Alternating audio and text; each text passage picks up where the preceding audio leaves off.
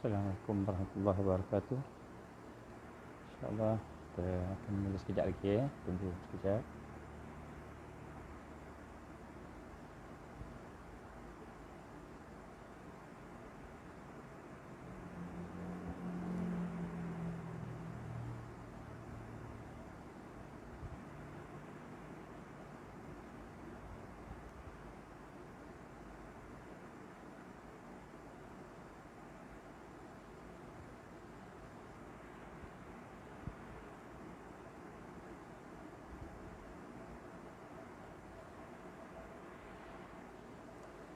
Baik, insyaAllah kita mula dengan Ummul Quran. Al-Fatihah. A'udzubillahi minasyaitanirrajim. Bismillahirrahmanirrahim.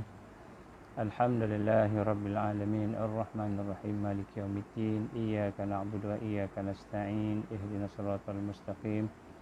Siratal ladzina an'amta 'alaihim ghairil maghdubi 'alaihim waladdallin. Amin. A'udzubillahi syamil 'alim minasyaitanir rajim. Bismillahirrahmanirrahim. Alhamdulillah thumma alhamdulillah nahmaduhu wa nasta'inuhu wa nastahdi wa nastaghfiruhu wa na'udzu billahi min shururi anfusina wa min sayyiati a'malina may yahdihillahu fala mudilla lahu wa may yudlil fala hadiya lahu asyhadu an la ilaha illallah wahdahu la syarika lahu wa asyhadu anna muhammadan abduhu wa rasuluh qala rabbi ishrah li sadri wa yassir li amri wahlul 'uqdatam min lisani yafqahu qawli rabbi zidni ilman amma ba'd. Assalamualaikum warahmatullahi wabarakatuh. Alhamdulillah, segala puji kepada Allah Subhanahu Wa Taala, Tuhan yang telah memberikan kepada kita nikmat, memberi kepada kita hidayah, taufiknya untuk sama-sama dapat kita berada dalam majlis ini. Dan insya-Allah kita berdoa supaya Allah memberikan kemudahan, memberikan barakahnya, memberikan rahmatnya kepada kita, memberikan hidayahnya, taufiknya untuk kita sama-sama memahami perbincangan kita pada malam ini, dan tidak dijadikan kelemahan kita, keaiban kita, tidak dijadikan kekurangan-kekurangan kita sebagai perkara yang menghalang barakahnya, rahmatnya, menghalang hidayahnya, taufiknya. Selawat dan salam kepada Rasulullah sallallahu alaihi wasallam, kepada ahli keluarga baginda Rasul sallallahu alaihi wasallam, para sahabatnya, serta sekian mereka yang berjuang sehinggalah pada hari kiamat. Kita juga mengikhlaskan hati-hati kita dengan kita membetulkan niat kita, iaitu kita menjadikan bahawa segala yang kita lakukan ini hanyalah semata-mata untuk mendapatkan redha Allah. Tidak ada satu pun yang lain melainkan hanya mendapatkan keredaan Allah. Dan kita juga berdoa supaya Allah SWT memberikan kekuatan pada kita untuk mengamalkan apa yang kita bincang-bincang, kita tahu insya-Allah. Tuan-tuan, pemerhati Allah SWT, sesungguhnya telah diceritakan dalam satu hadis Rasul sallallahu alaihi wasallam. Hadis ini panjang, saya ambil dia punya mafhum sajalah, makna dia, yang ceritakan dalam kitab At-Tazkirah oleh Imam Al-Qurtubi, rahimallah. Bagaimana dia menceritakan tentang keadaan ketika mula-mula Nabi Allah Adam AS nak dijadikan. Ketika Nabi Allah Adam AS nak dijadikan, maka Allah memerintahkan malaikat-malaikat yang ada bermula dengan Jibril dan sebagainya untuk mengambil tanah dari bumi. Jadi apabila mereka pergi ke bumi untuk ambil tanah, bumi merayu supaya janganlah diambil dan sebagainya. Akhirnya mereka tak mampu nak ambil lah dengan rayuan-rayuan yang ada. Sehinggalah pada masa itu malaikat yang sekarang ini kita gelar sebagai Israel ataupun yang mengambil nyawa, pergi atas perintah Allah dan kemudian dia berjaya ambil tanah dan dibawa berjumpa dengan Allah Subhanahu Wa Taala di atas. Dan kemudian setelah dia ambil itu, maka Allah Taala pun menganugerahkan dia, kata oleh kerana kau berjaya melaksanakan ini semua, lebih kuranglah ringkasannya, maka aku berikan kepada engkau satu tugasan, iaitu akan mengambil nyawa. Maka menangis malaikat maut, yang digambarkan sebagai malaikat yang akan mengambil nyawa itu, maka dia menangis. Maka ketika dia menangis, maka Allah Taala yang Maha mengetahui, untuk perbualan tu, untuk pengajaran kita, Kan, maka dia bertanya, kenapa menangis? Dia kata, aku bimbang dan orang akan membenci aku sebab orang yang akan aku cabut nyawa ni ialah orang yang mulia-mulia, para rasul, para nabi dan sebagainya. Jadi sudah tentulah akan menjadi satu kebencian semua manusia sebab aku ni mengambil nyawa mereka. Lebih kurang begitulah. Maka difirmankan oleh Allah Subhanahu Wa Taala dalam hadis itu, digambarkan oleh Imam Al-Qurtubi. Dia kata apa? Dia kata, maka aku akan menjadikan sebab-sebab. Aku akan menjadikan sebab-sebab yang mengelilingi mereka, yang mengelilingi anak Adam itu, termasuklah makhluk yang lain, supaya sebab itu akan kelihatan sebagai yang membunuh mereka, yang mematikan mereka. Maka inilah yang kita gambarkan pada hari ini. Kalau kita nak merasakan sesuatu sesungguhnya, ajal. Ajal kita ini salah satu perkara yang telah ditetapkan oleh Allah Subhanahu Wa Taala. Semua orang akan mati. Kullu nafsin dha'iqatul maut. Setiap seorang akan mati, semua akan mati. Dan bila masa dia akan mati, masa dia mati ialah masa yang telah Allah tetapkan. Fa iza jaa ajaluhum la yastakhiruna sa'ah wa la yastaqdimun. Maka apabila telah sampai waktu ajal mereka, maka mereka tidak akan dilambatkan ajal itu walaupun 1 saat, 1 jam, ataupun dicepatkan 1 saat, 1 jam. Kullu ummatin ajal. Setiap umat itu ada kematiannya. Maka bila sampai waktu kematian, tidak akan ada yang tidak akan lambat walaupun 1 saat, tidak akan cepat walaupun 1 saat. Jadi sinilah kita lihat bagaimana Allah Subhanahu Wa Taala telah menetapkan waktu mati kita. Jadi waktu mati semua dah ada. Sebagaimana waktu jadi kita, hari lahir kita, hari jadi kita pun semua orang ada. Maknanya semua orang ada hari lahir dan hari kematian di atas muka bumi ini. Kenapa adanya hari kematian? Kerana hari kematian itu adalah merupakan pintu masuk kepada alam akhirat. Pintu masuk kepada alam akhirat. Dan alam akhirat inilah yang digambarkan pintu masuk kepada syurga Allah. Jadi kalau kita tidak melalui mati ni, maka kita tak akan masuk syurga Allah. Jadi kita kena melalui kematian. Dan untuk melalui kematian itu juga, maka kita diajar oleh Rasulullah sallallahu alaihi wasallam bagaimana supaya kematian itu menjadi kematian yang terbaik. Husnul khatimah. Husnul khatimah. Dan di sinilah diajarkan oleh Rasulullah sallallahu alaihi wasallam. Kita dah bincangkan 2-3 kuliah yang lepas bagaimana doa yang disuruh kita baca supaya bila kita teringat mati je, kita minta, ya Allah, mudahkanlah kematian aku. Minta Allah tolong. Ya Allah, tolonglah aku berhadapan dengan kematian yang mudah. Memudahkan kematian kita. Dan kemudian kita minta supaya kita ni berada dalam keadaan husnul khatimah, dengan kita dapat membaca kalimah la ilaha illallah ketika kita nak berhadap dengan sakaratul maut.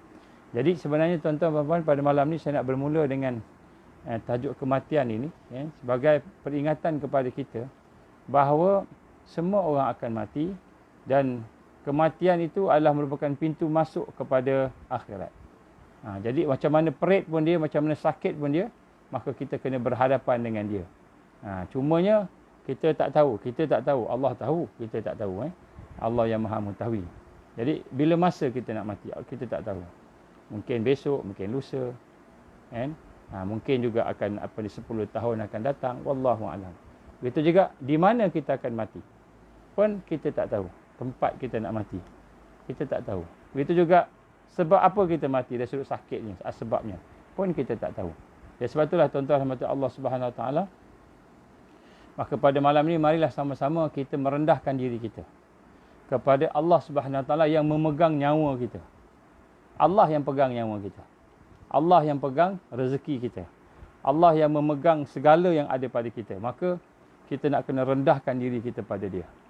Hari ini majoriti manusia, majoriti tidak benar-benar meletakkan Allah sebagai Tuhan ataupun merendahkan diri mereka sebagai hamba.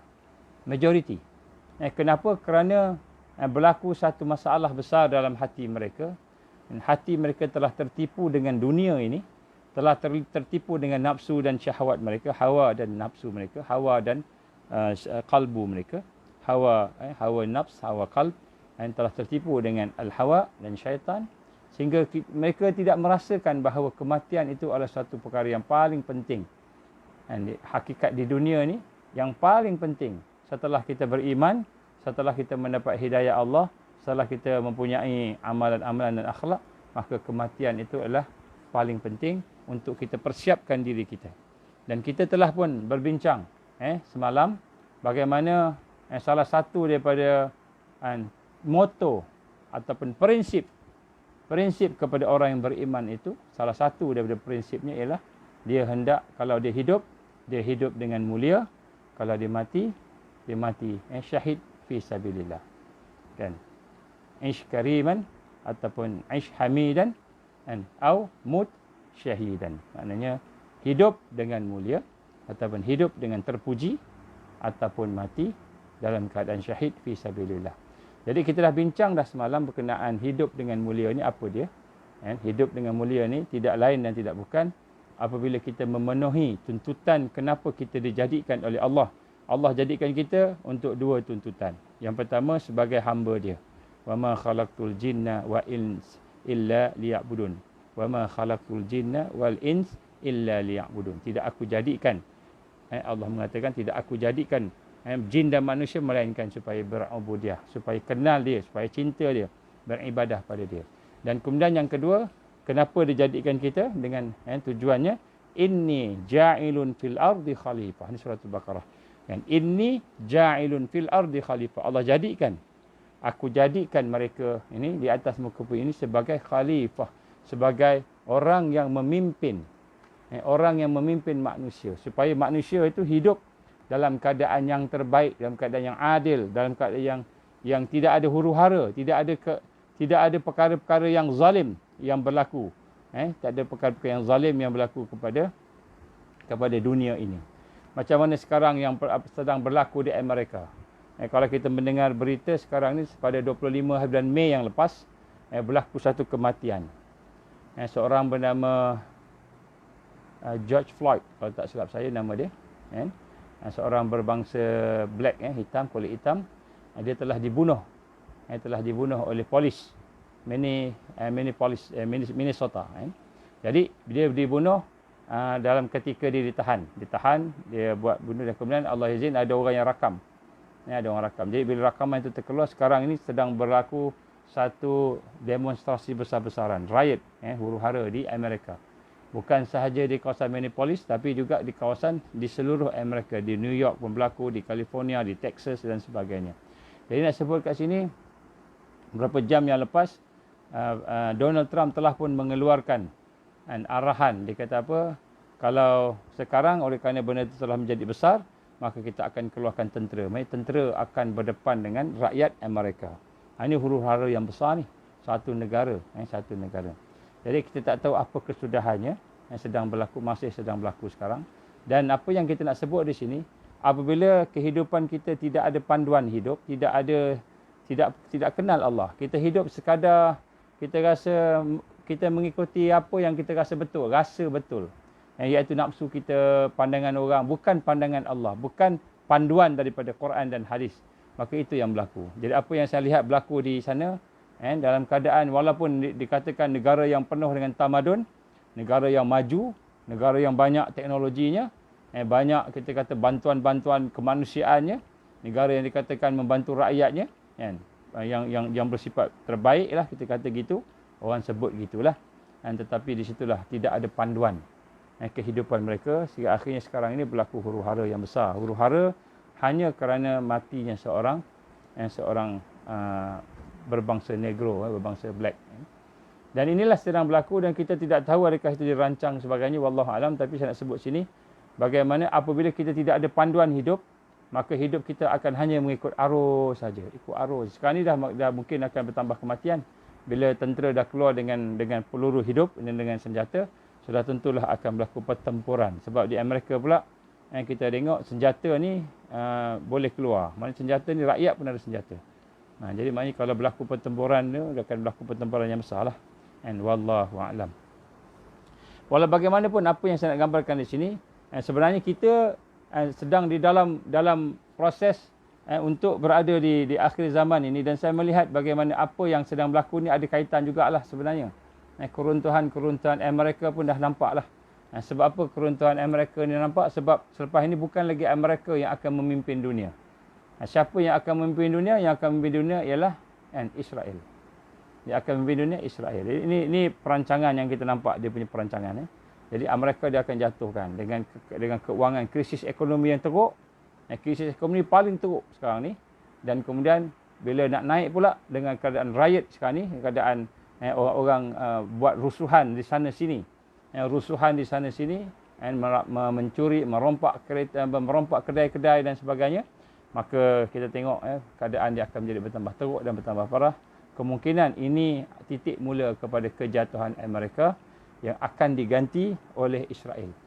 Israel akan menggantikan dengan lahirnya seorang pemimpin yang dijangka akan memimpin dunia ini, dan pemimpin itu akan diterima oleh seluruh dunia sebagai pemimpin yang membawa keamanan, yang membawa kepada kebaikan, membawa kepada agama yang baru. Maka pemimpin ini akan keluar dan akan mengisytiharkan dirinya di Jerusalem, dan sekiranya perkara ini berlaku, maka bermulalah fitnah yang paling besar kepada umat Islam. Baik, saya nak sebut di sini, kita dah bincang dah semalam bahawa hidup ini, kita boleh hidup, nak hidup macam mana hiduplah, pilihlah. Kan Allah gambarkan dalam Al-Quran, wa hadainahun najdain. Di depan kamu ada dua jalan. Kamu pilih, sama ada nak pilih Islam atau ghairal Islam. Dia dua je. Islam ataupun ghairal Islam, selain Islam. Dan siapa yang pilih selain daripada Islam, maka dia akan rugi, dia akan hancur, dia akan sesat. Allah tak akan terima.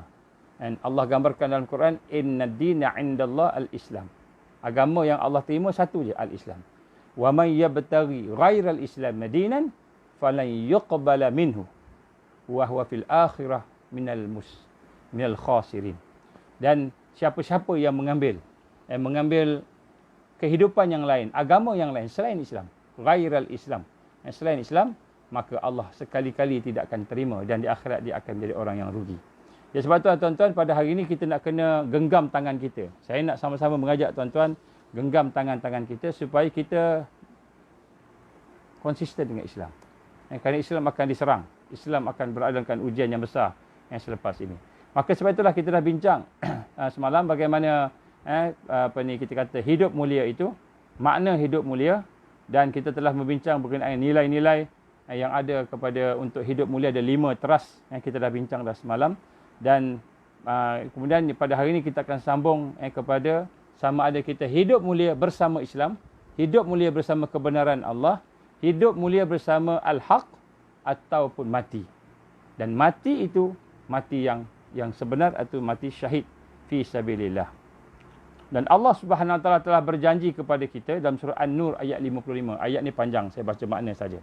Dan Allah Subhanahu Wa Taala telah berjanji kepada orang yang beriman di antara kamu dan mengerjakan amal soleh. Orang yang beriman dan yang beramal soleh, Allah telah berjanji bahawa dia Allah sungguh-sungguh akan menjadikan mereka berkuasa di atas muka bumi ini. Jadi Allah Subhanahu Wa Taala telah berjanji dalam surah An-Nur ini bahawa dia akan memenangkan hamba-Nya yang beriman ini, yang akan menjadi berkuasa di atas muka bumi ini, sebagaimana dia telah menjadikan orang-orang sebelum kamu itu berkuasa.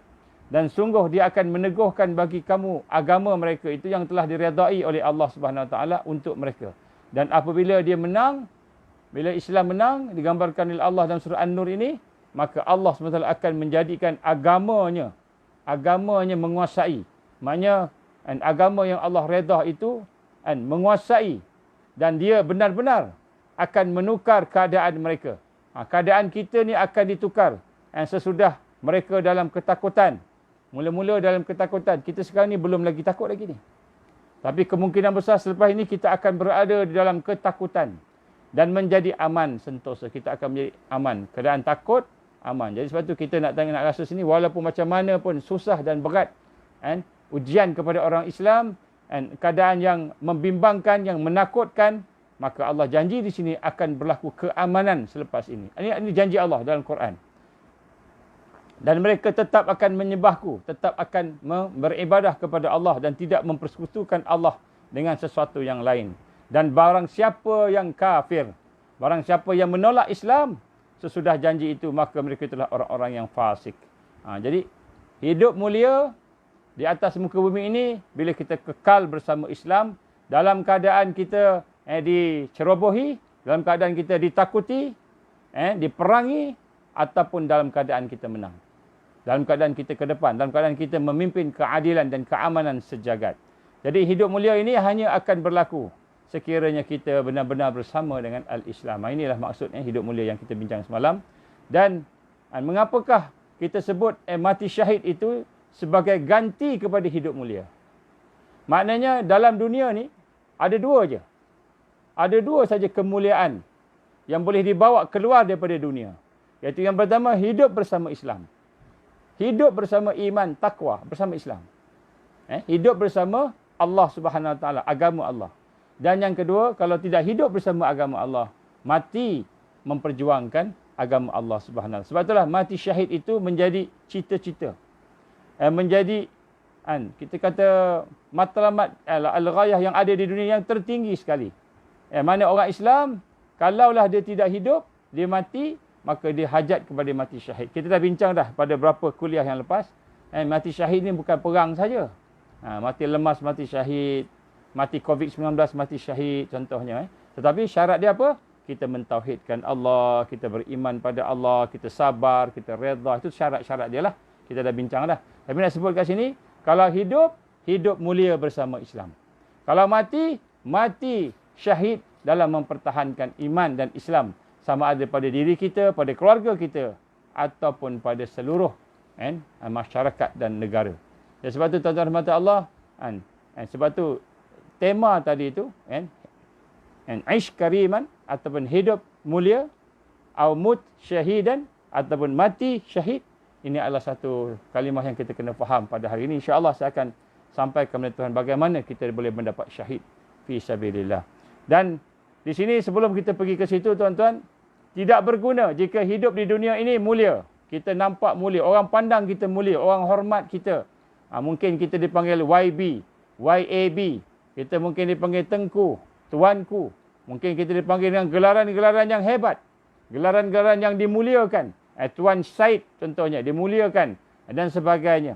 Tidak berguna jika hidup ini nampak mulia, kaya raya, berumur panjang. Semua kita ada. Kaya, harta kita ada.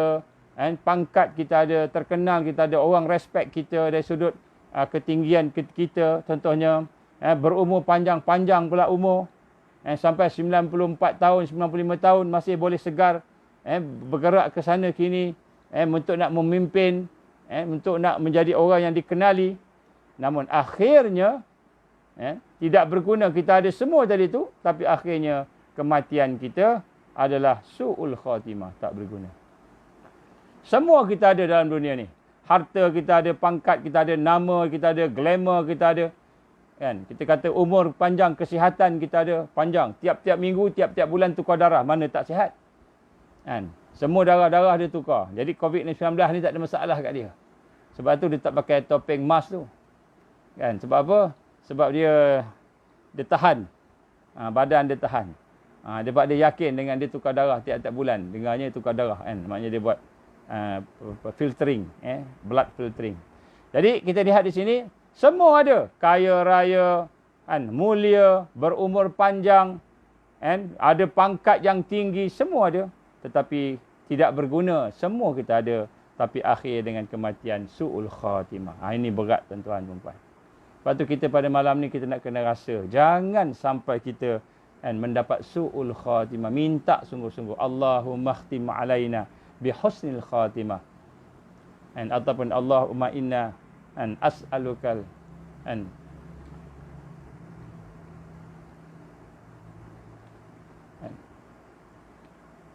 kita minta kepada Allah Subhanahu Wa Taala supaya Allah memberikan kepada kita husnul khatimah. Kerana yang menjadi perhitungan, yang menentukan kehidupan kita sebenarnya ialah apabila berakhirnya kita. Mati kita tu yang penting, yang akhir. Sebagaimana Rasul gambarkan sallallahu alaihi wasallam, innal a'mal bil khawatim. Sesungguhnya amal yang sebenar, amal yang menutup kita. Jadi sebab tu tuan-tuan, pada malam ni kita nak kena rasa, kita tengok diri kita. Tengok diri kita. Maka kita tengok anak-anak kita, tengok rumah kita, tengok pekerjaan kita, tengok masalah kita, tengok nikmat yang Allah bagi pada kita, tengok semua sekali. Kita tengok semua sekali, kan, adakah semua yang ada pada kita ini kan, akan membawa kepada husnul khatimah ataupun akan membawa kepada su'ul khatimah. Dan apakah yang dimaksudkan dengan husnul khatimah itu? Dan husnul khatimah, kematian yang baik dan kesudahan yang baik itu adalah merupakan anugerah daripada Allah Subhanahu Wa Taala. Allah saja boleh bagi. Kekayaan kita tidak menjamin kita dapat husnul khatimah. Harta kita, anak kita, isteri, suami kita tidak menjamin. Nombor satu, husnul khatimah ini anugerah Allah. Allah bagi. Allah bagi pada mereka yang layak, yang sepatutnya. Allah ni Maha Adil. Dia akan bagi kepada orang yang layak. Sebab tu Allah berfirman dalam surah An-Nisa ayat 69. Kita tengok apa Allah firman dalam surah An-Nisa. Saya bacakan makna dia. Mereka itu akan bersama-sama dengan orang-orang yang dianugerahkan nikmat oleh Allah. Jadi mereka itu akan bersama-sama dengan orang yang diberikan nikmat. Yang Allah dianugerahkan nikmat. Siapa dia? Yang Allah bagi nikmat tadi? Para nabi. Para siddiqin. Para siddiqin, orang yang benar. Dan kemudian orang yang mati syahid. Yang ketiga, orang mati syahid. Dan orang-orang yang saleh, orang yang baik-baik. Dan mereka itulah teman yang sebaik-baiknya. Jadi Allah gambarkan dalam ayat ini bahawa semua ini anugerah Allah. Jadi syahid juga merupakan anugerah daripada Allah Subhanahu Wa Taala. Sebab tu tuan-tuan, kita nak kena rasa pada hari ini bahawa nak dapat husnul khatimah ni, dia bukan hanya sekadar kita kata saya nak husnul khatimah, saya sembahyang, saya apa kan. Belum tahu kalau Allah tak pilih kita. Jadi sebab tu kita kena minta rahmat Allah. Semua yang kita lakukan ni untuk dapat rahmat Allah. Kita takkan masuk syurga tanpa dengan amal kita. Kita takkan masuk syurga dengan kekuatan kita, kewibawaan kita, kepimpinan kita, kehebatan kita.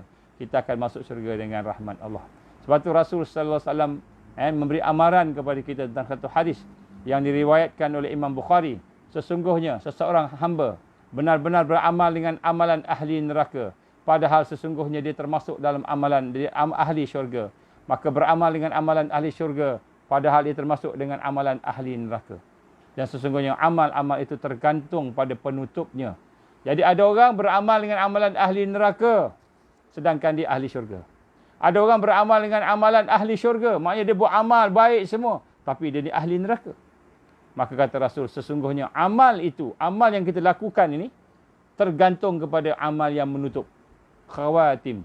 Innal a'mal bil khawatim. Sesungguhnya amal menutup itulah amal yang paling penting sekali.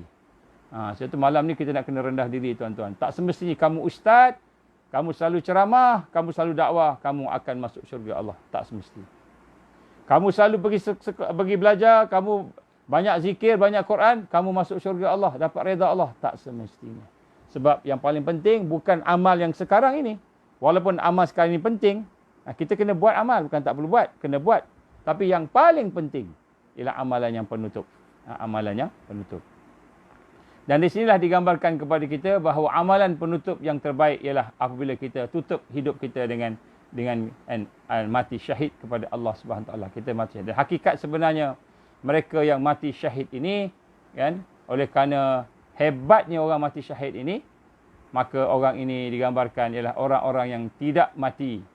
And Allah berfirman dalam surah Al-Baqarah ayat 154, dan janganlah kamu mengatakan terhadap orang-orang yang gugur itu, yang jalan gugur, yang meninggal dunia pada jalan Allah fi sabilillah, para syuhada itu mati. Jangan kamu kata mereka mati, bahkan sebenarnya mereka itu hidup, tetapi kamu tidak sedar. Ini surah Al-Baqarah ayat 154. Jadi orang yang mati tapi hidup ialah orang yang syahid fi sabilillah. Kalau kita tak syahid fi sabilillah, kan, kita tak mati syahid, maka mati kita mati dalam alam barzah. Mati. Kita tak hidup dah. Tetapi orang mati tetapi dihidupkan oleh Allah. Allah hidupkan dia di alam yang lain, di alam akhirat, dalam syurga Allah. Maka inilah orang yang mati syahid fi sabilillah, yang berjuang pada jalan Allah. Dan janganlah kamu dalam ayat yang lain, surah Al-Imran ayat 169 sampai 170. Dia catat ayat 169 170. Janganlah kamu mengira bahawa orang yang gugur di jalan Allah itu mati. Bahkan mereka itu hidup di sisi Tuhan mereka dengan mendapat rezeki. Mereka hidup dan dapat rezeki. Mereka dalam keadaan gembira disebabkan kurnia Allah. Mereka gembira dengan kurnia Allah yang diberikannya kepada mereka dan mereka bergirang hati. Mereka, hati mereka gembira, tenang terhadap orang-orang yang masih tinggal. Jadi orang yang tinggal, kawan-kawan yang tinggal di belakang yang belum menyusul mereka. Mereka tunggu-tunggulah. Dan kawan-kawan yang belum datang lagi. Bahawa tidak ada kekhawatiran. Dia kata, la khawfun alaihim walahum yahzanun. Tidak ada kekhawatiran pada kamu. Dan janganlah kamu bersedih hati. Jadi orang yang tunggu, yang belum meninggal lagi ni, maka janganlah kamu sedih. Kami ni dah ada dah dekat dalam syurga Allah ni.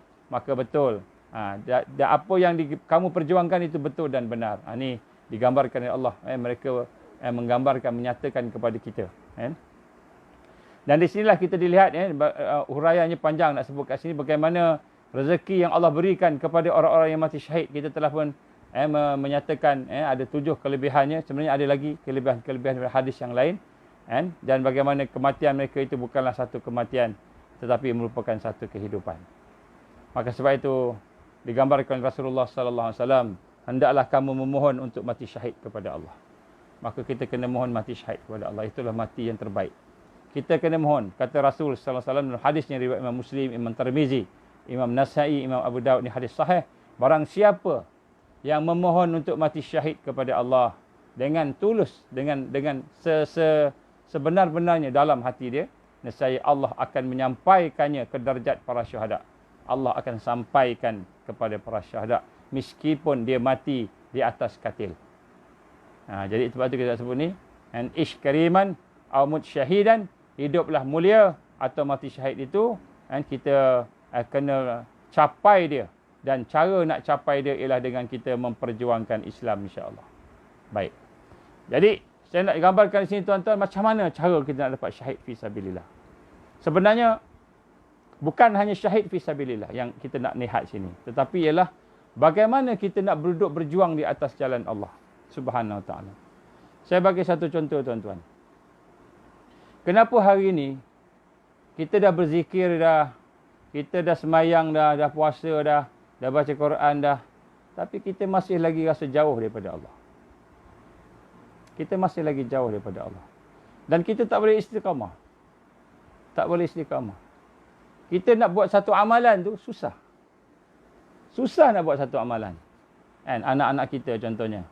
Ada di kalangan kita ni anak-anak masih yang muda-muda ni ikut anak-anak. Nak amal susah. Ayahnya boleh bangun tahajud, anak belum tahu boleh bangun tahajud. Di mana rahsia dia? Ni malam ni saya nak dalam masa yang ada ni, saya nak bincang dengan tuan-tuan apa rahsia dia yang menyebabkan kita boleh beramal. Macam mana kita nak dapatkan kekuatan boleh beramal. Baik. Saya nak baca di sini tuan-tuan. Seseorang mukmin yang sempurna, al-mu'minul kamil. Seorang yang beriman yang sempurna, maka dia akan mengetahui. Ini dia, namanya prinsip orang beriman itu. Dia akan mengetahui bahawa setiap sesuatu yang lahir daripada dia, yang terbit daripada dia itu, daripada ketaatan dia, daripada ibadah dia terhadap Allah, bahawa merupakan daripada taufik Allah Subhanahu Wa Taala baginya. Jadi yang pertama tuan-tuan, macam tuan-tuan boleh tengok ni, mereka yang boleh tengok kuliah ni atau perkongsian ini, kita boleh semayang, kita boleh baca Quran. Seorang yang beriman, nombor satu, bila dia boleh melakukan sesuatu, maka dia tahu dia boleh buat amalan tersebut, dia boleh melaksanakan ketaatan kepada Allah Subhanahu Wa Taala itu kerana adanya taufik Allah Subhanahu Wa Taala. Ada pertolongan daripada Allah Subhanahu Wa Taala. Taufik ni apa?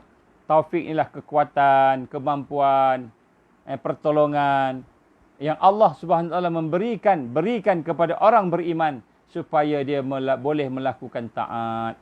Ya, sebab itu tuan-tuan, bila kita melakukan satu ketaatan, kita boleh ibadah, boleh semayang tarawih, boleh semayang tahajud, boleh baca Quran, boleh puasa 6, kita boleh buat macam-macam yang kita rasa kita boleh buat hari ini. Jangan kita rasa bahawa kita boleh buat sebab kita buat. Sebab kita. Tapi sebabnya bukan kita. Nak sebut kat sini. Bukan kerana ilmu kita. Bukan kerana takwa kita, bukan kerana badan kita sihat, tetapi kerana taufik daripada Allah Subhanahu Wa Taala. Berapa ramai orang yang berilmu, yang ada ilmu, belajar sampai, kan, kita kata luar negara, di tempat Arab, tanah Arab sana, menghafal Quran, menghafal hadis, tapi dia tak boleh mengamalkan apa yang dia tahu. Berapa ramai, tuan-tuan? Termasuk ustaz-ustaz yang ceramah. Ustaz-ustaz yang ceramah ni, saya pun tak terkecuali lah. Tuan-tuan ingat, kan, boleh amal semua ilmu. Kan, orang yang berilmu belum tahu dia boleh beramalkan dengan ilmu tersebut. Belum tahu. Orang yang kaya belum tahu dia boleh sedekah. Orang yang sihat belum tahu dia boleh sembahyang. Dia sebab tu, tuan-tuan, ini pegangan, ni kita kena yakin yang ni. Ini orang yang beriman, dia yakin begini. Orang yang sempurna iman, maka dia faham, dia sedar bahawa segala amal dia, segala ketaatan dia, segala ibadah dia, semua adalah taufik daripada Allah.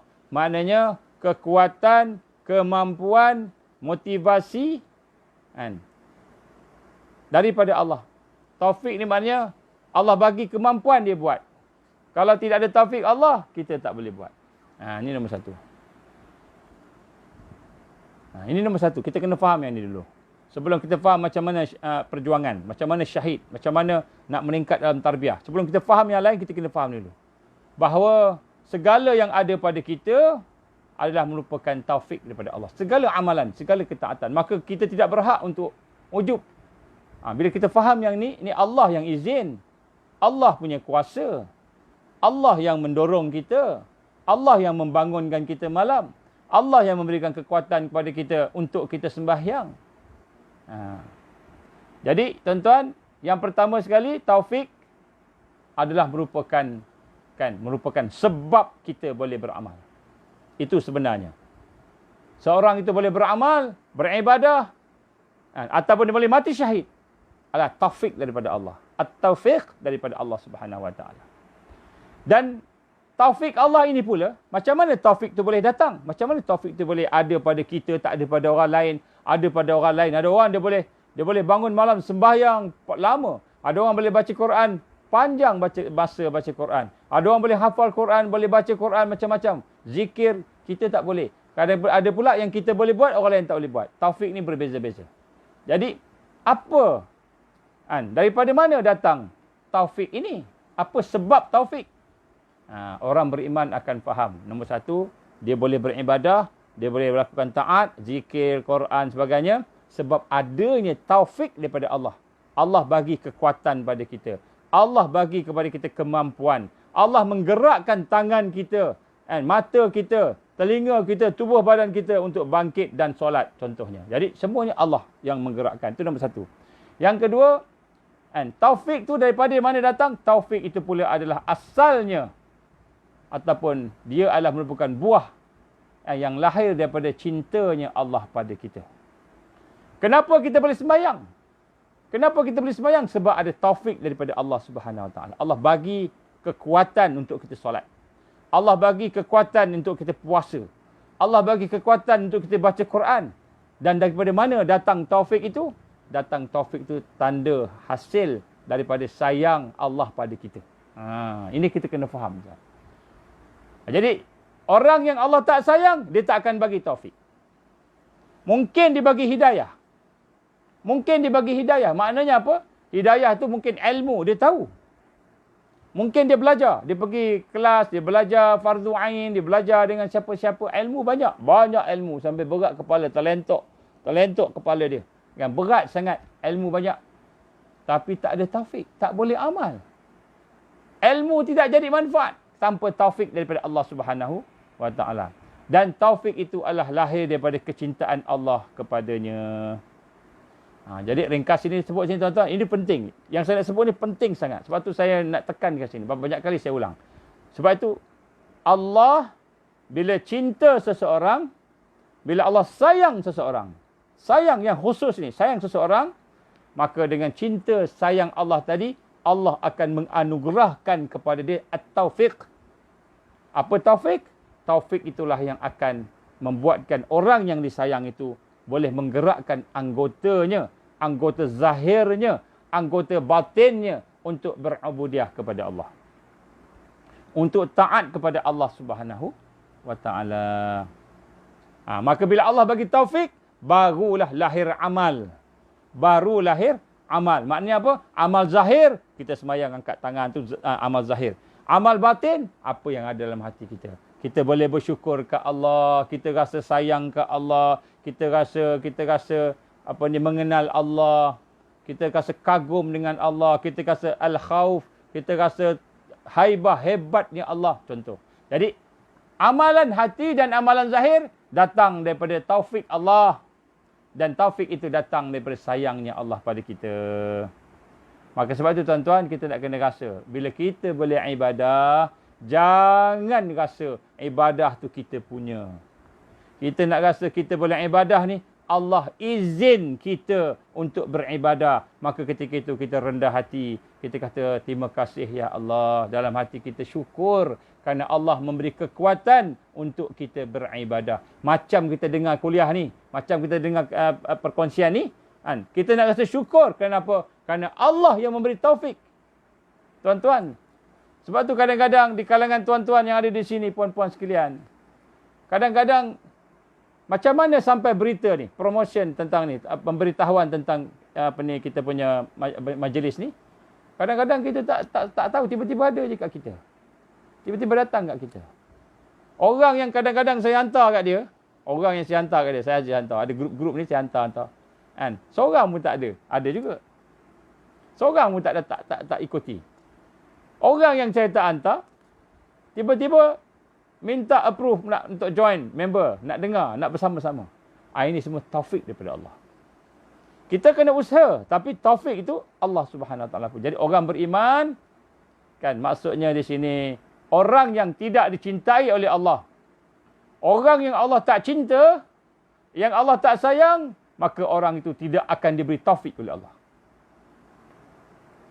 Dan orang yang tidak ada taufik, tanpa taufik daripada Allah itu, maka dia tidak boleh beramal. Dia tidak boleh beramal. Walaupun dia berilmu, walaupun dia tahu.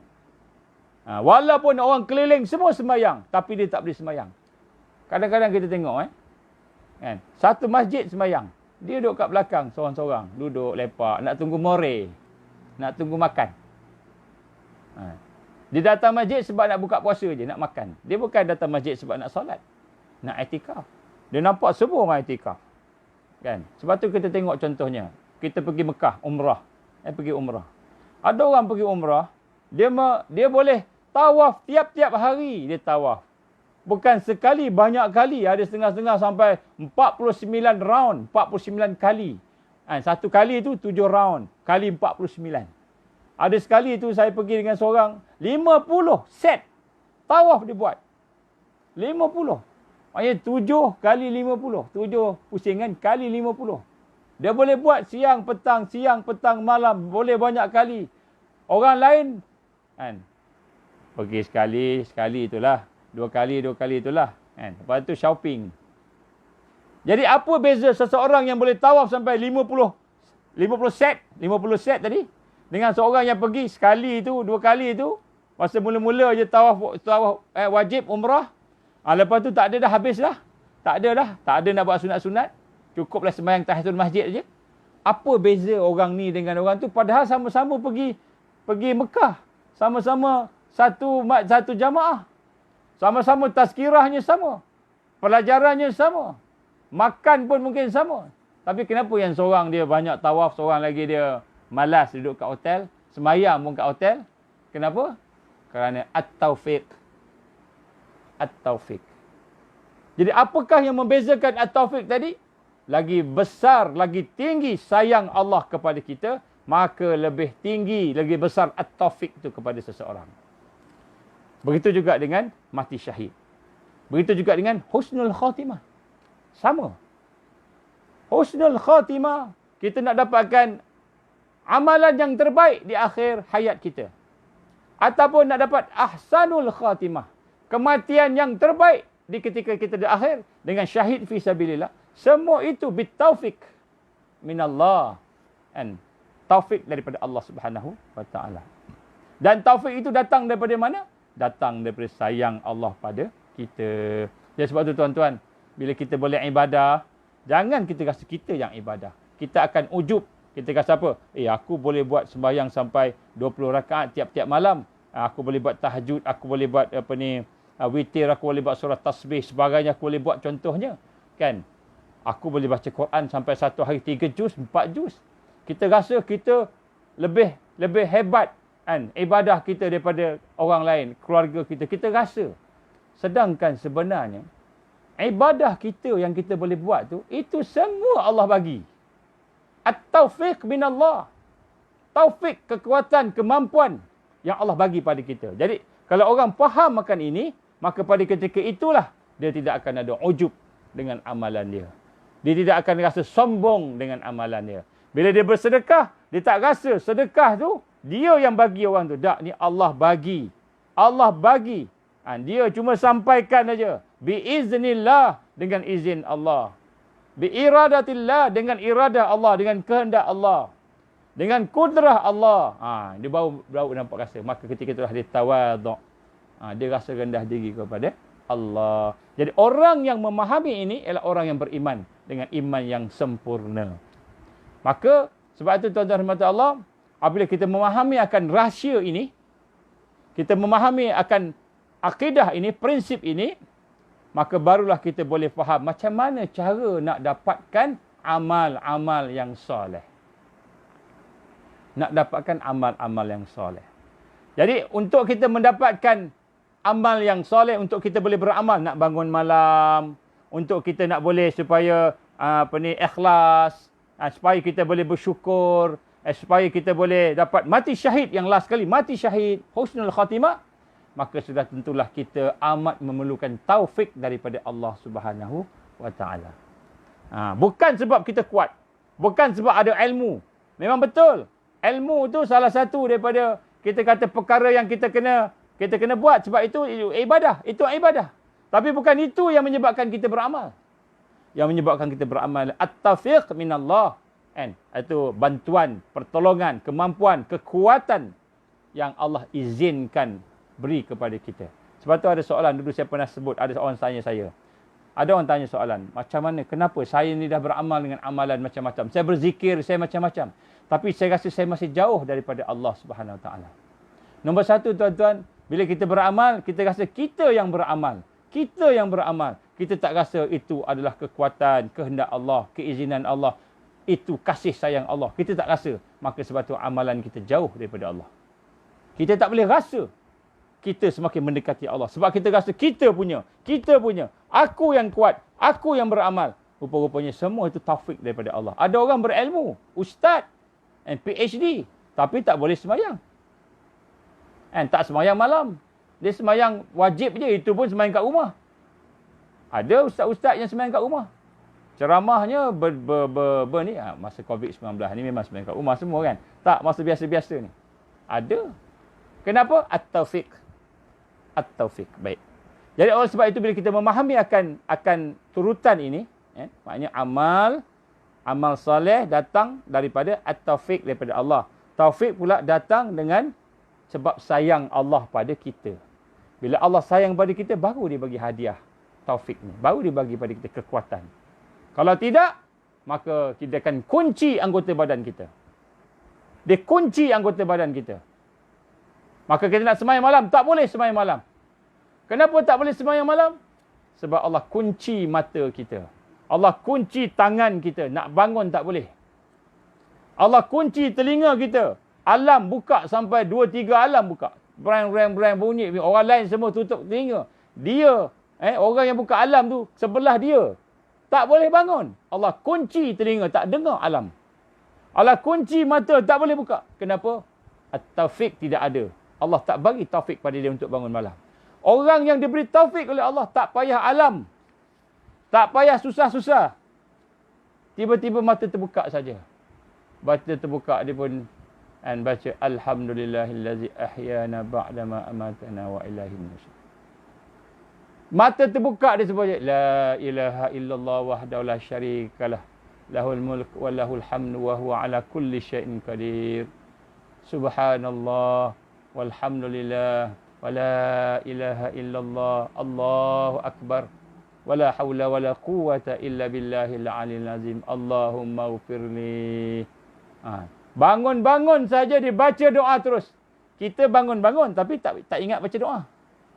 Tak ingat. Ada orang tak ingat baca doa. Dia tahu siapa yang baca doa yang saya baca tadi.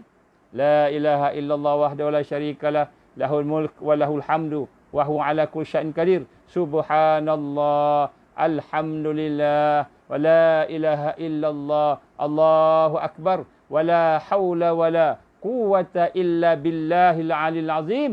Allahumma ghfirli. Nak sambung-sambung lagi lah. Tapi itu paling minimal Rasulullah. Siapa yang baca zikir tadi ketika celik daripada mata malam, maka doa dia mustajab. Bila dia solat dia Allah terima. Tuan-tuan, kalau tuan-tuan bangun baca doa tu, bila kita solat, tak sama dengan kita bangun, tak teringat baca doa. Tak sama. Kita sembahyang juga, tapi tak sama. Tak sama. Kenapa? At-taufiq. Jadi sebab itulah disebut sini, kita kena faham. Amal yang kita buat datang daripada taufik daripada Allah. Maksudnya bukan kita, bukan kuat kita, bukan cara kita, bukan ilmu kita. Taufik daripada Allah. Minallah. Dan kemudian taufik itu datang pula daripada mana? Taufik itu datang daripada sayang Allah pada kita. Sayang Allah pada kita. Jadi untuk mendapatkan taufik Allah Subhanahu Wa Taala, untuk mendapatkan taufik Allah supaya kita boleh beramal, apa dia? Kita mesti dicintai oleh Allah. Mesti kita dapatkan sayang Allah dulu. Bila Allah sayang pada kita, maka dia akan bangunkan malam. Dia akan panggil. Wahai Nur Azman, bangunlah. Jam dah pukul 3.30, jam dah pukul 4. Bangunlah. Aku menunggu engkau. Untuk solat, untuk bernajat, untuk beristighfar. Aku tunggu engkau. Dia panggil kita. Allah panggil kita. Kita terbuka mata. Buka mata. Alhamdulillah. Kita membaca La ilaha illallah wahdahu la syarikalah, lahul mulku wa lahul hamdu wa huwa ala kulli syai'in qadir. Subhanallah walhamdulillah wa la ilaha illallah, Allahu akbar, wa la haula wa la quwwata illa billahil aliyil azim. Kalau nak sambung situ boleh kan. Allahumma ighfirli wa tub alayya, ataupun Allahumma ighfirli wa liwalidayya. Ikutlah apa kita nak baca, tapi bacalah istighfar lepas tu. Bangun-bangun, bila kita dah baca tu, alhamdulillahillazi ahyana ba'da ma amatana. Kita baca pula doa bangun tidur. Lepas tu kita bangun. Terbangun, terus masuk bilik air. Terus mandi-mandi ke, bersihkan badan sebagainya, berwuduk, solat. Tuan-tuan, bila Allah SWT beri taufik pada kita, tak payah alam-alam, kita terbangun sendiri. Tetapi bila tidak ada taufik, pasang alam sampai 10 alam. Tak bangun. Baik, apa rahsia nak dapat taufik? Kita mesti mendapat sesuatu yang dicintai. Maksud kita nak mendapatkan sayang Allah, cinta Allah. Macam mana nak dapat cinta Allah? Inilah perkara yang penting yang saya nak kongsikan pada malam ini. Jadi perkara yang penting untuk kita mendapatkan modal untuk beramal. Ini modal, capital untuk kita beramal ialah at-taufiq.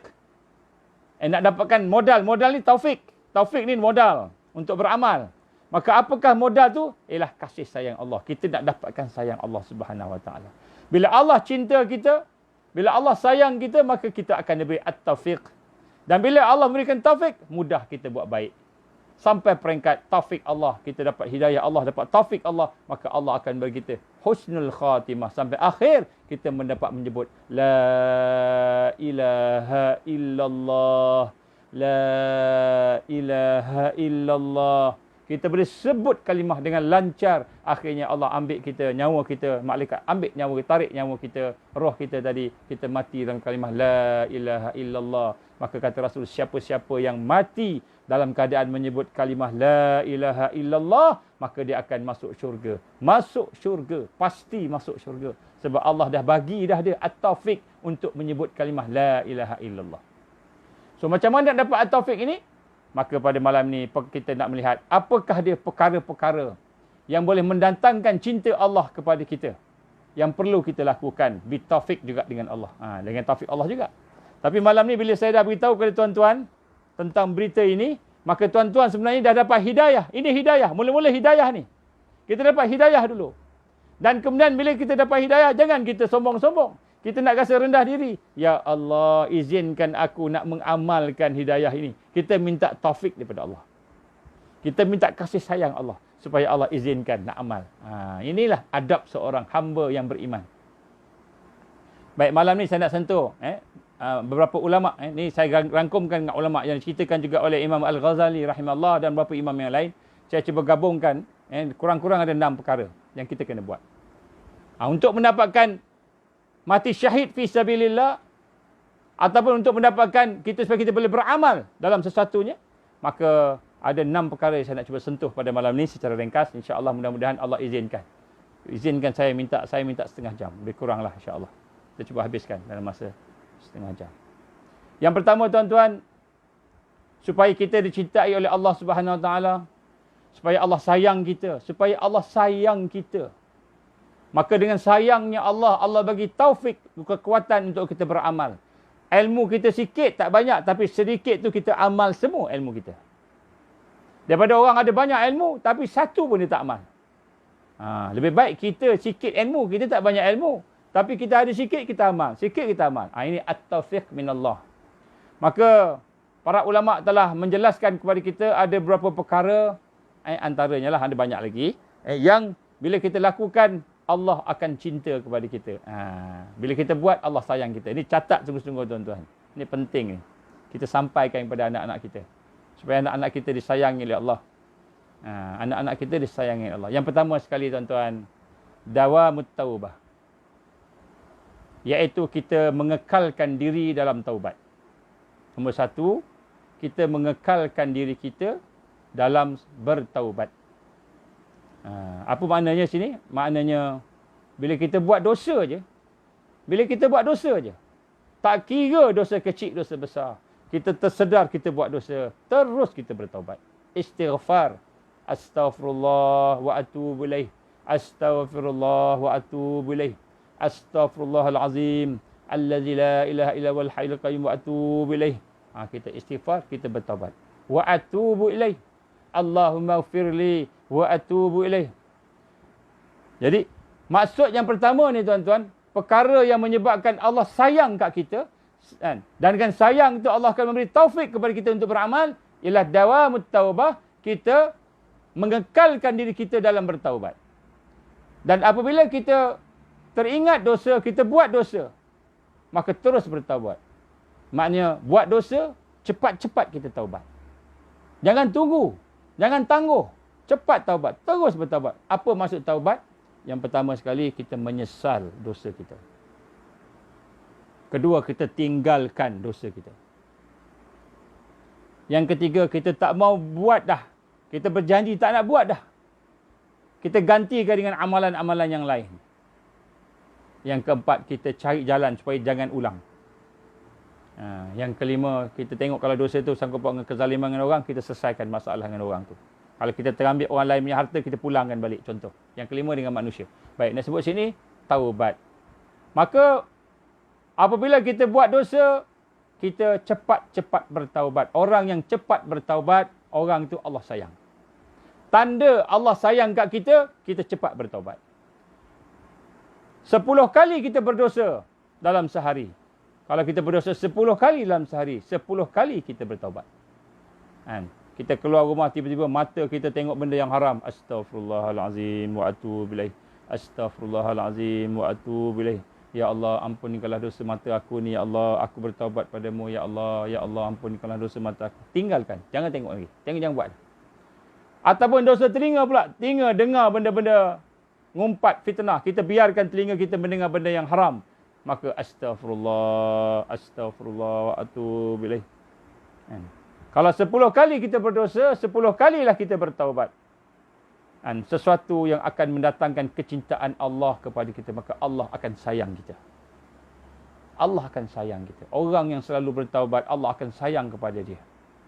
Dan kalau kita berdosa, kemudian kita tunda taubat kita, tunggu, biarlah buat. Kita tahu benda itu dosa, kita tangguh, biarlah dulu, nanti hari raya baru nak bertaubat, bulan Ramadan baru nak bertaubat, kan, malam baru nak bertaubat. Kita tangguh, kita tunda taubat kita. Kemudian kita buat dosa lagi, kita tunda lagi, kita buat dosa lagi, kita tunda lagi. Maka ini akan mendatangkan kemurkaan Allah. Allah tak sayang kita. Allah tak sayang kita.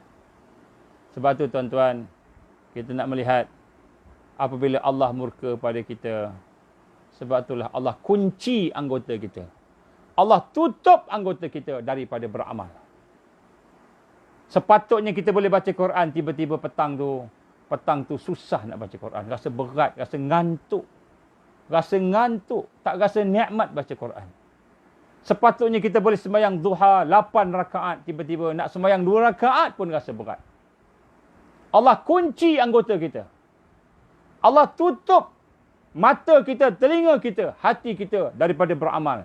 Allah tutup. Kenapa? Murka Allah pada kita. Kita tak perasan, kita ingat murka Allah ni dalam neraka aja. Tidak. Dekat dunia ni pun Allah halang seseorang itu daripada mendapat taufik dia. Itu adalah siksa Allah, azab Allah. Maka sebab itulah, bila kita berdosa, kita tunda. Kita berdosa, kita buat tak dosa, kita tangguh. Maka Allah akan murka pada kita. Dan inilah sebab kenapa tubuh badan kita, amalan zahir kita, amalan hati kita terkunci dalam berbuat taat. Terkunci. Allah kunci.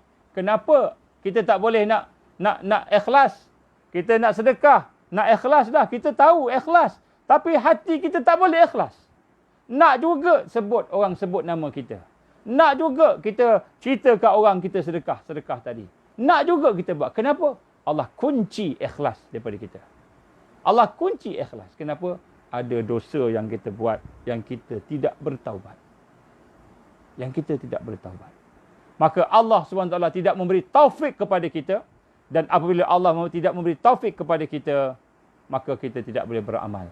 Kenapa Allah tak bagi taufik? Allah tak bagi taufik sebab Allah tak sayang kita. Allah bagi je rahmat daripada kita. Memang dia Ar-Rahman. Dia bagi. Duduk dalam dunia ni dia bagi. Dia bagi. Kamu bekerja dapat gaji. Gaji tak potong. Dunia Allah tak potong. Dunia Allah tak potong sebab dunia ni rezeki yang Allah dah tetapkan. Tetapi akhirat, hubungan kita dengan Allah, terus ada krisis. Lepas krisis 1, krisis 2, krisis 3. Dan akhirnya Allah SWT tidak cinta, tidak sayang kepada kita. Kenapa Allah tak sayang kepada kita? Kerana banyaknya dosa-dosa kita yang terkumpul, yang bertumpuk-tumpuk dalam hati kita, dalam diri kita. Maka sebab itulah tuan-tuan, puan-puan, marilah kita biasakan diri kita bertaubat. Biasakan diri kita menyesal dosa kita, sensitif dengan dosa. Allah gambarkan dalam Al-Quran, innallaha yuhibbut tawwabin. Sesungguhnya Allah sayang, Allah cinta kepada orang-orang yang bertaubat. Ini nombor 1. Nombor 1, bagaimana cara kita nak memenangi cinta Allah, sayang Allah, supaya Allah boleh memberikan kepada at-taufik, hadiah taufik tadi. Dan taufik itu akan menyebabkan kita boleh beramal. Dawamut taubah. Kita berterusan mengekalkan diri kita dalam taubat. Baik, nombor 1. Nombor 2, tuan-tuan, ialah kita berlaku ihsan. Berlaku ihsan. Maknanya apa maksud berlaku ihsan ni? Berbuat baik. Sentiasa buat baik. Jangan ada hati kita rasa nak khianat orang. Hati kita rasa nak dengki orang. Hati kita doa keburukan kat orang. Kerana seseorang yang berlaku ihsan, maka Allah Subhanahu Wa Taala akan sayang pada dia. Innallaha yuhibbul muhsinin. Sesungguhnya Allah SWT amat sayang kepada mereka yang berbuat ihsan, berbuat baik. Baik, berbuat baik ini dia ada banyak lah. Dia umum banyak. Tapi antara termasuk dalam ihsan ini, nombor 1 yang paling besar sekali tuan-tuan, ialah berbakti kepada orang tua. Berbuat baik nombor 1, kerana berbakti pada orang tua kita, ibu bapa kita. Maka kita melihat di sini, kalau seseorang itu berbakti kepada ibu dan bapanya, sama ada dia masih hidup ataupun telah mati, maka berbakti kepada ibu dan bapanya tadi itu akan membawa barakah dalam kehidupan dia. Dengan kebaktian tadi itu, maka akan membawa sayang Allah. Allah sayang pada kita. Allah akan sayang pada seseorang yang berbakti kepada ibu dan bapanya. Nombor satu tuan-tuan, jangan tengking mak ayah kita. Jangan lawan mak ayah kita. Kecuali lah dia ajak kita buat benda maksiat, itu kita boleh tolak lah. Tapi tolak dengan baik, tolak dengan baik. Jangan kita sakitkan hati dia. Baik. Macam mana cara nak berbakti kepada orang tua kita? Kita buat baik dekat dia, hormat dia, sebagainya. Kalau dah mati macam mana? Sebab tuntutan untuk berbakti kepada mak ayah ni bukan hanya waktu hidup. Tuntutan Islam untuk kita berbakti kepada mak ayah bukan hanya ketika dia depan mata kita. Kalau mereka yang telah meninggal, mak ayahnya, ibunya dah meninggal, ayahnya meninggal, dua-dua meninggal atau seorang meninggal daripada mereka, maka mereka yang telah meninggal dunia tu, wajib juga kita berbakti kepada mereka. Jadi macam mana nak berbakti kepada mereka ketika mereka telah meninggal dunia? Antaranya contoh, seorang anak yang salehah itu, dia akan selalu mendoakan ibu bapa dia. Jadi bagi anak yang solehah tadi, yang maknya dah meninggal, bapaknya meninggal, maka dia akan sentiasa doakan rahmat, minta Allah merahmati, minta Allah memberi rezeki, minta Allah memberikan syurga kat dia, minta kepada dia, pada Allah, supaya Allah mengampunkan dosa dia, supaya Allah merahmati dia di dalam kubur. Ini berbakti. Maknanya jangan sampai lebih 3 hari tuan-tuan. Jangan sampai lebih 3 hari kita tak doakan untuk mak ayah kita, sama ada hidup atau mati. Kalau siapa yang lebih 3 hari tak doakan mak ayah dia, maka dia dikira sebagai anak yang durhaka. Jangan lebih 3 hari tuan-tuan. Kalau boleh setiap waktu sembahyang. Rabbighfirli wa liwalidayya warhamhuma kama rabbayani saghira. Itu doa yang selalu kita baca. Kita doa kat Allah, minta, ya Allah, Rabbighfirli, ya Allah ampunikanlah aku, ampunikanlah dosa juga kedua ibu bapa aku. Dan rahmatilah mereka sebagaimana mereka merahmati aku ketika kecil. Ataupun nak doa lain, tambah lagi doa. Yang pertama, mendoai mereka. Dan doa ni kepada terutamanya bila dia dah meninggal dunia. Lebih utama bila dia meninggal dunia. Sebab meninggal dunia dia tak ada dah benda lain dah, melainkan anak yang soleh. Yang soleh yang boleh mendoakan mereka. Jadi tiap-tiap ketika solat, baca doa. Supaya Allah merahmati ibu bapa kita. Ini maknanya berbakti. Siapa-siapa yang berbakti kepada ayahnya, ibunya ketika, terutamanya bila dah meninggal dunia, maka dia akan mendapat kasih sayang Allah. Dan kemudian contohnya yang kedua, kita berbakti dengan mak ayah kita yang meninggal dunia. Contohnya, kalau dia hidup lagi senang, kita jaga dia, kita raikan dia, senang. Kalau dia hidup, kalau dah meninggal macam mana? Meninggal, kita sayang orang-orang yang dia sayang. Contohnya, dia ada kawan-kawan, mak ayah kita ada kawan-kawan yang kawan-kawannya dekat rapat dengan mak ayah kita. Sayang, mak ayah kita sayang dengan kawan-kawan kita. Atau adik-beradik dia. Maka kita sayang dengan orang-orang yang mak ayah kita sayang. Maknanya kalau mak ayah kita akan tolong dia, kita pun tolong dia juga. Sama. Kita jaga dia juga. Makanya ini maknanya berbakti kepada mak ayah kita. Orang yang dia sayang, kita jaga, kita tolong. Ni kita mencintai orang-orang yang dicintai oleh kedua ibu bapa mereka. Dan siapa-siapa yang berbakti kepada orang tua, maka dia akan dicintai oleh Allah. Ini cara terbaik, salah satu cara terbaik untuk kita memancing, untuk kita mendapatkan cinta daripada Allah Subhanahu Wa Taala. Ada orang mungkin dia jahat. Ada orang mungkin dia maksiat. Tak pernah sembahyang atau sembahyangnya compang-camping, masuk tak ada. Banyak dosa. Mungkin dia berjudi sebagainya. Tapi ada satu aja amalan dia. Dengan mak ayah dia jaga. Dia berbakti dengan mak ayah dia.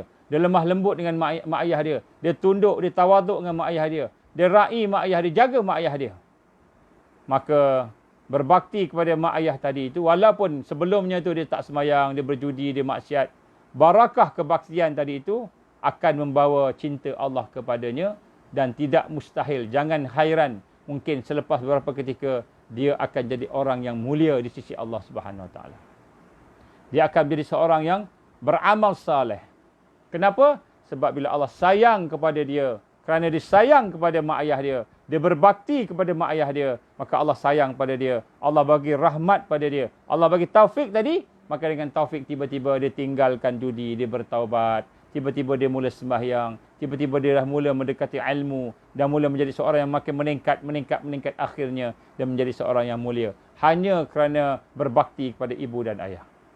Maka berbakti kepada ibu dan ayah ini akan mengundang cinta Allah Subhanahu Wa Taala, dan dengan cinta Allah itu tidak hairan satu ketika orang yang berbakti kepada mak ayah tadi akan mendapat menjadi orang yang mulia. Sebab tu kita tengok banyak berlaku. Ini banyak berlaku.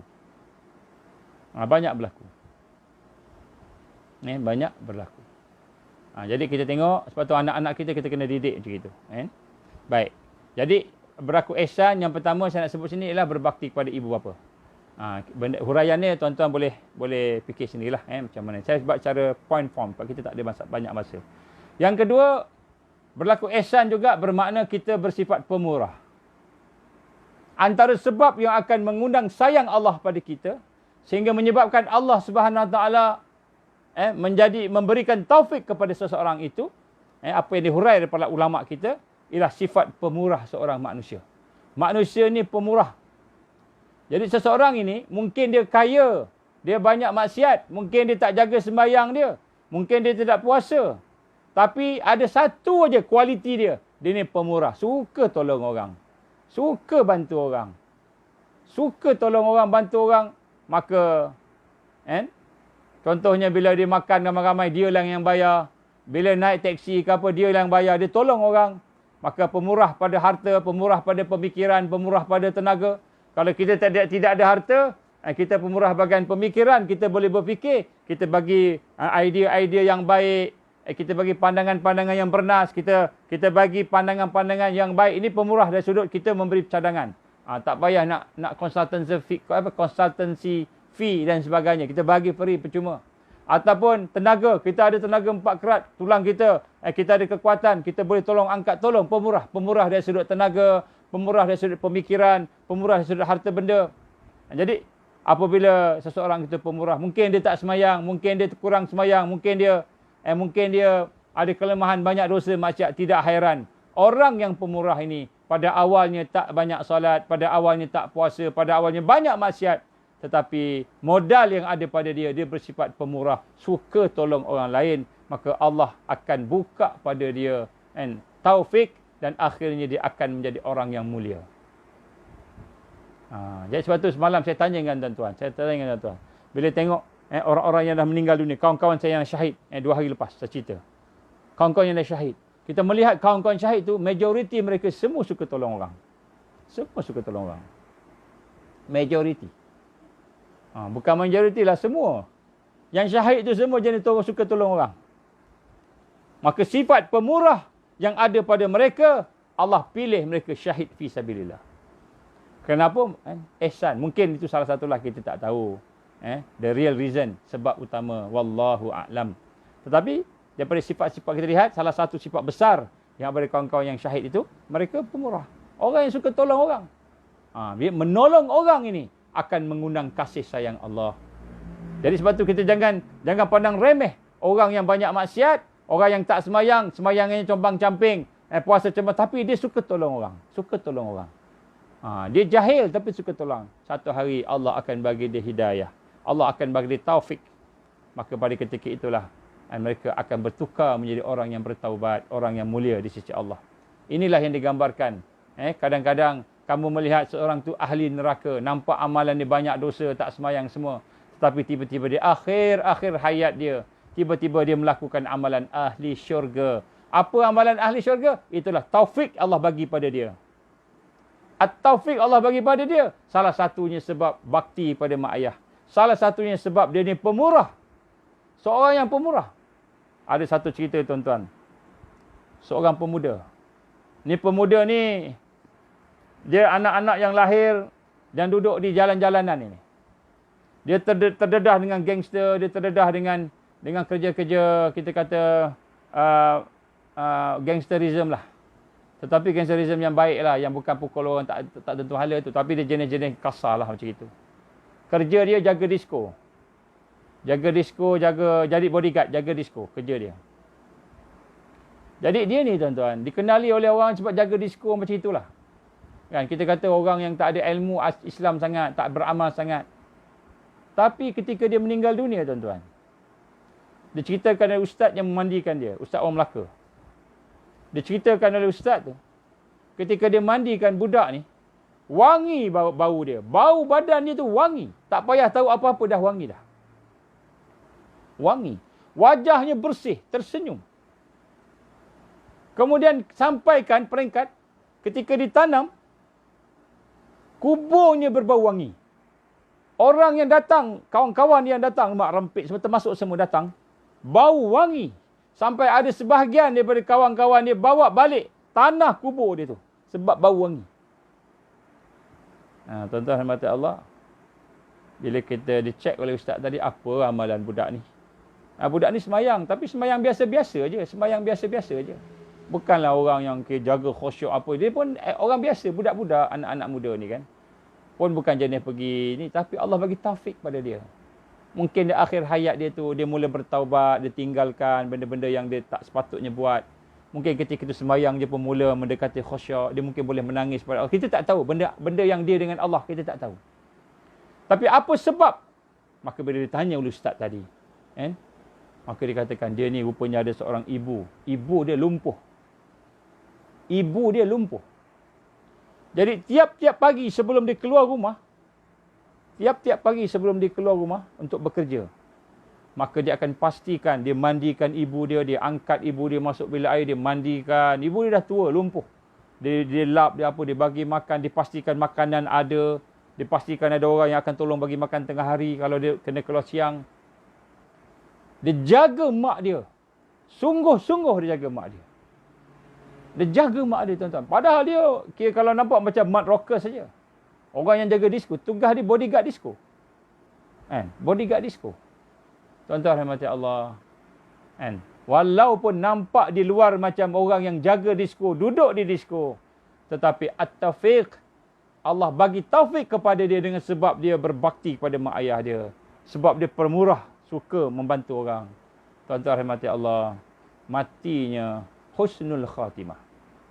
Ini diceritakan oleh ustaz tu. Tuan-tuan tak tanya saya siapa ustaz tu. Husnul khatimah. Tuan-tuan rahmati Allah Subhanahu wa taala, innallaha yuhibbul muhsinin.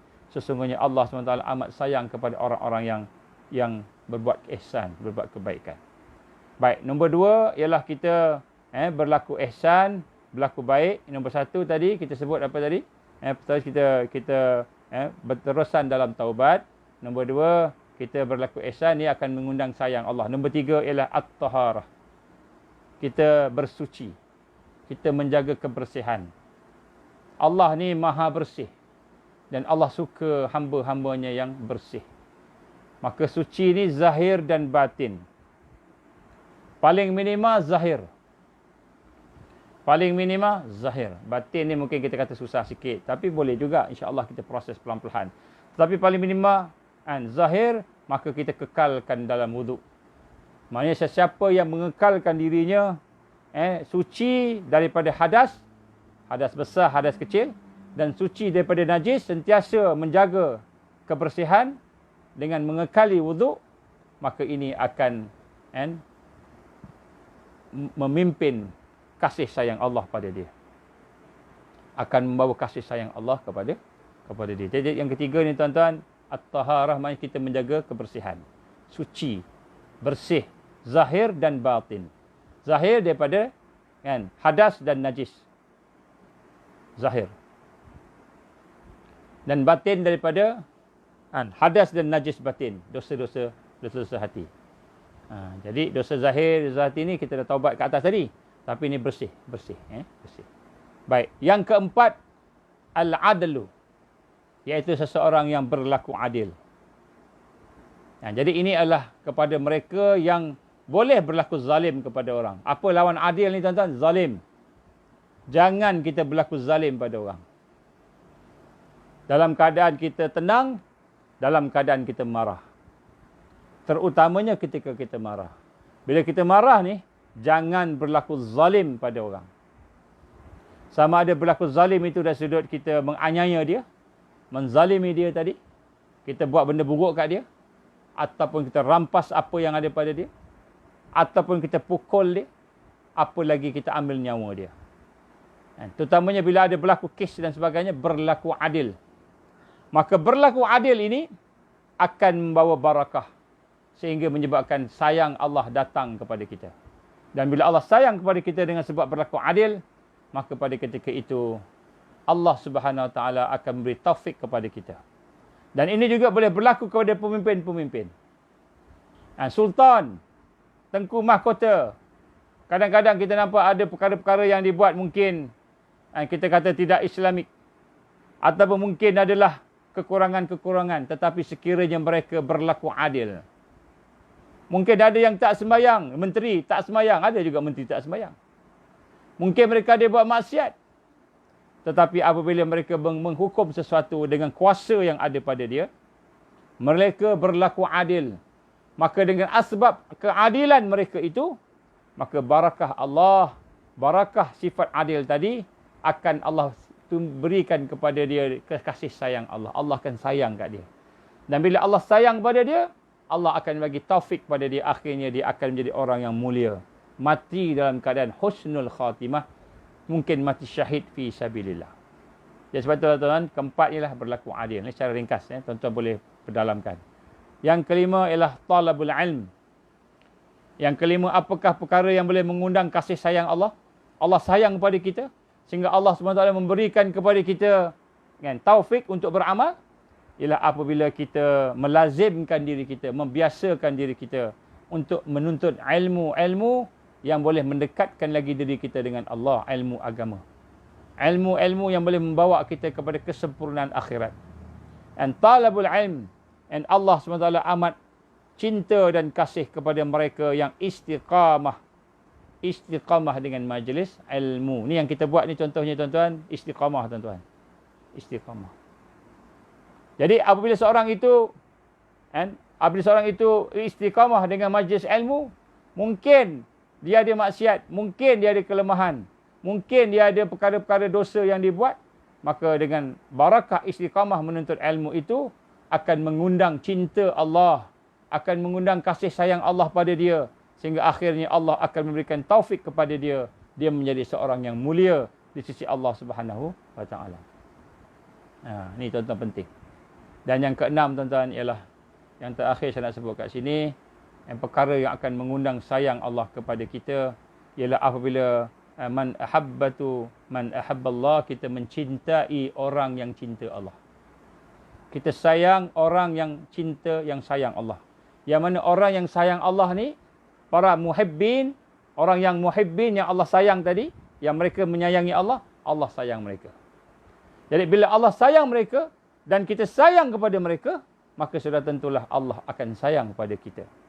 Maka apabila kita mencintai manusia, contohnya kita orang-orang yang soleh, tuan-tuan guru, kalau yang depan mata kita. Yang pertama sekali orang yang soleh siapa? Rasulullah sallallahu alaihi wasallam. Kita kena banyak selawat pada dia. Kita selawat sebab kita sayang kat dia. Kita bagi salam pada dia. Salawat dan salam. Kemudian kepada para sahabat dan sekaliannya. Kemudian orang depan mata kita. Siapa dia? Tuan-tuan guru yang soleh-soleh kat kita. Mungkin ada orang soleh-soleh yang wara', yang menjaga takwa. Orang-orang yang dekat dengan Allah. Orang yang sayang pada Allah. Maka barakah kita mencintai, menyayangi, ataupun kita dekat dengan orang-orang yang sayang kepada Allah. Maka Allah SWT akan menyayangi kita. Sebagai balasannya Allah akan memberi taufik kepada kita. Sebab itulah tuan-tuan rahmati Allah SWT. Kadang-kadang apabila kita tidak menyayangi orang-orang soleh ni, kita menjauhkan diri kita daripada orang yang soleh ini. Sebab itulah kadang-kadang kita dikunci. Allah kunci anggota badan kita daripada amal. Allah kunci hati kita daripada berzikir, daripada beramal. Susah nak zikir. Susah nak beramal. Susah nak melaksanakan amalan zahir mahupun amalan batin. Kenapa?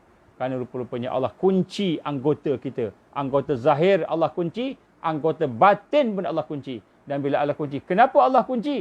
Kenapa Allah tidak memberi taufik kepada kita? Kerana Allah tak sayang kepada kita. Kenapa Allah tak sayang kepada kita? Rupa-rupanya salah satunya kita benci dengan awliya Allah. Kita benci dengan kekasih-kekasih Allah. Salah satunya. Sebab itulah tuan-tuan rahmat Allah, kita nak kena faham pada malam ini, apabila Allah cinta pada kita, Allah sayang kepada kita, maka Allah akan memberi taufik kepada kita. Hidayah, kan, Allah akan bagi pada semua yang dikehendaki. Tapi taufik lebih terpilih daripada orang yang ada hidayah tu, taufik untuk nak mengamalkan hidayah Allah. Maka apabila Allah sayang, Allah akan tingkatkan hidayah kepada taufik, dan kemudian selepas Allah memberi taufik, barulah kita boleh melaksanakan ibadah, ketaatan. Kita boleh menzahirkan, boleh melahirkan, boleh merealisasikan ilmu kita dalam bentuk amal. Barulah ilmu menjadi manfaat. Barulah kita punya kefahaman, kita punya penghayatan tadi menjadi manfaat. Sebab dia lahir dalam bentuk kehidupan.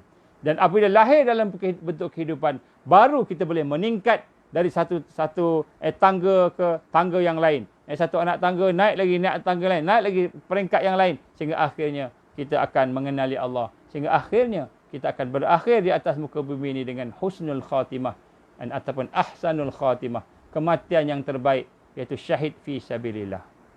Syahid fi sabilillah. Dan insya-Allah inilah antara perkara-perkara yang kita nak kena faham pada malam ini, bahawa sesungguhnya apabila kita sebut hidup mulia, maknanya hidup bersama Islam. Hidup bersama dengan hidayah Allah. Hidup menegakkan dua perkara. Yang pertama, menegakkan kehidupan kita sebagai ibadah, beribadah pada Allah. Kita nak kenal Allah, nak ibadah pada Dia. Dan kehidupan kita itu nak menegakkan khalifatullah, kepimpinan Islam. Itu supaya Islam tersebar ke seluruh dunia, membawa keamanan, bawa kepada kebenaran kepada seluruh dunia. Dan kalau kita boleh lakukan itu, maka kita hidup dalam kemuliaan.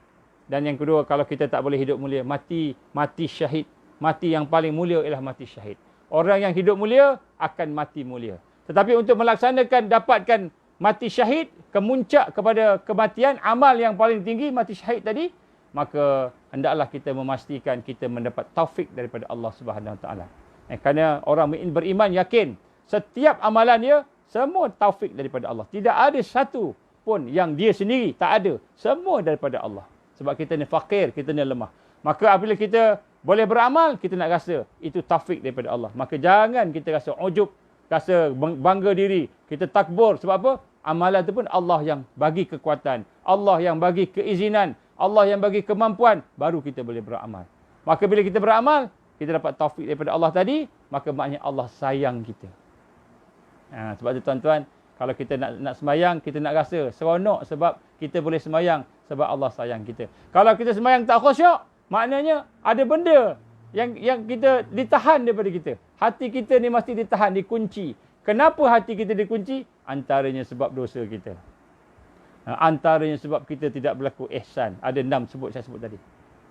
Jadi ini kita nak faham tuan-tuan, insya-Allah. Bila tuan-tuan menghayati apa yang saya sampaikan ini, kita tengok balik kehidupan kita, maka insya-Allah ini kunci-kunci untuk melaksanakan amal, untuk meningkatkan amal, nak duduk dalam tarbiyah Islam, nak duduk dalam perjalanan menuju kepada Allah Subhanahu Wa Taala, barulah kita rasa, oh macam gini rahsia dia, patutlah aku tak meningkat sebab selama ini aku ingat sembahyang tu aja, rupanya bukan sembahyang sahaja. Nak sembahyang tu sebenarnya datang daripada taufik daripada Allah, kekuatan yang Allah bagi, daripada kemampuan yang Allah bagi tadi. Maka nak dapat taufik, nak memenangi kasih sayang Allah. Semuanya kita kena lakukan perkara-perkara yang boleh mengundang sayang Allah pada kita. Maksudnya kita nak sayang Allah, Allah sayang kita.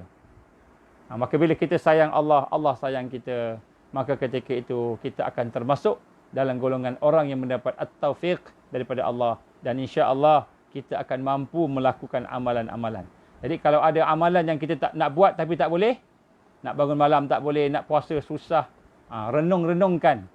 Di mana perkara silap kita, mungkin pada taubat kita, mungkin bakti kita kat mak ayah kita masih lagi ada masalah, mungkin kita masih tidak pemurah, mungkin ada perkara-perkara yang kita buat yang mana menghalang sayang Allah pada kita. Kita sebenarnya yang menzalimi diri kita. Allah sayang kat kita.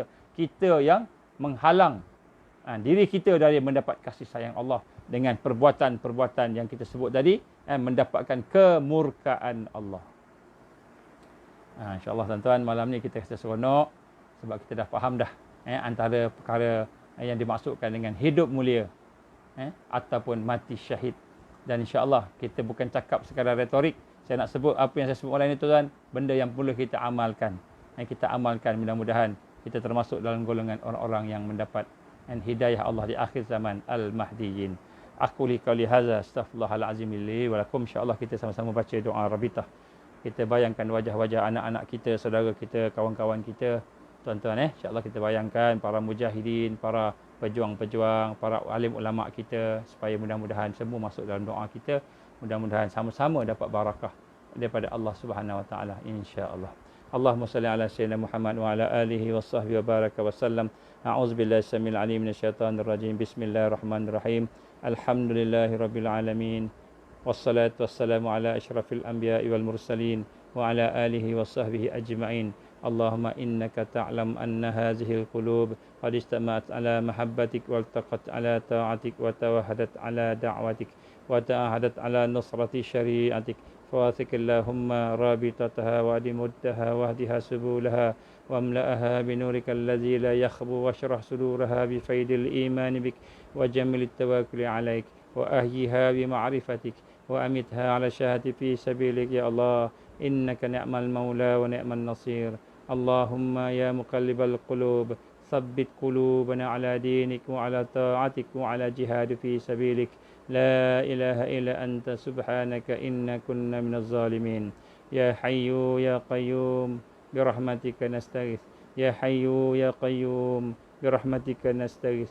يا حي يا قيوم برحمتك نستغيث. اللهم اجعلنا من المؤمنين حقا. اللهم اجعلنا من المتقين حقا. اللهم اجعلنا من المحسنين حقا. اللهم اجعلنا من المقربين. اللهم اجعلنا من الواسلين. اللهم اجعلنا من العارفين. اللهم اجعلنا من المحبين. اللهم اجعلنا من الصديقين والشهداء والصالحين. اللهم اجعلنا من المخلصين. اللهم اجعلنا من الشاكرين. اللهم اجعلنا من الصابرين. اللهم اجعلنا من المهديين. ربنا أتمم لنا نورنا واغفر لنا إنك على كل شيء قدير. ربنا لا تزغ قلوبنا بعد إذ هديتنا وهب لنا من لدنك رحمة إنك أنت الوهاب. ربنا ظلمنا أنفسنا وإن لم تغفر لنا وترحمنا لنكونن من الخاسرين. ربنا اغفر لنا ذنوبنا وإسرافنا في أمرنا وثبت أقدامنا وانصرنا على القوم الكافرين. ربنا هب لنا من أزواجنا وذرياتنا قرة أعين واجعلنا للمتقين إماما. اللهم إنا نعوذ بك من عذاب جهنم. اللهم إنا نعوذ بك من عذاب القبر. اللهم إنا نعوذ بك من فتنة المحيا والممات. اللهم إنا نعوذ بك من المأثم والمغرم. اللهم إنا نعوذ بك من فتنة المسيح الدجال. ربنا تقبل دعاءنا إنك أنت السميع العليم وتب علينا يا الله إنك أنت التواب الرحيم. وصلى الله على سيدنا محمد وعلى آله وصحبه وبارك وسلم. سبحان ربك رب العزة عما يصفون والسلام على المرسلين والحمد لله رب العالمين. سبحانك اللهم وبحمدك أشهد أن لا إله إلا أنت أستغفرك وأتوب إليك. بسم الله الرحمن الرحيم. والعصر إن الإنسان لفي خسر إلا الذين آمنوا وعملوا الصالحات وتواصوا بالحق وتواصوا بالصبر. InsyaAllah tolong sampaikan tolong sharekan, mudah-mudahan ramai orang mendapat manfaat. Wabillahi taufik wal hidayah. Assalamualaikum warahmatullahi wabarakatuh.